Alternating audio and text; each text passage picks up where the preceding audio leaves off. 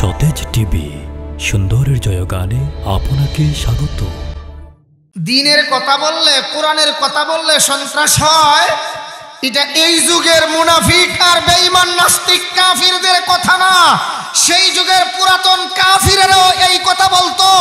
এই যুগে যদি কোরআনের পক্ষে কথা বললে শাইখুল হাদিস ইবনে শাইখুল হাদিসকে নিয়ে জেলে ঢুকায়, আল্লামা খালিদ সাইফুল্লাহ আইয়ুবী দামাত বরকাতুহুমকে জেলে ঢুকায় আর জঙ্গি বলে যেই বেটার জীবনে কোনোদিন আল্লাহর কসম করে বলেছে ককটেল আমি চিনি না, আজ ককটেলের মামলায় আমাকে হাজিরা দিতে হয়।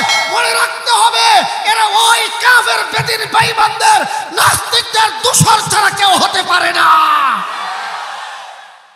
কোরআনের পক্ষে কথা বললে সন্ত্রাস হয়, আমার নবীজিকেও সন্ত্রাস বলেছিল। এই যুগেও তাদের প্রেতাত্মা যারা আছে তারা এই কথা বলবেই। কোরআনের পক্ষে কথা বললে তারা বলে অমুক জঙ্গি তমুক জঙ্গি। কথা বলেন ঠিক কি না? এক কথাই যা বলেছিলাম, হিদায়তের চাবি কার হাতে? আরো আসতে কইন, শুনলে মামলা হইব আপনার নামে। আরো জোরে কোন কার হাতে?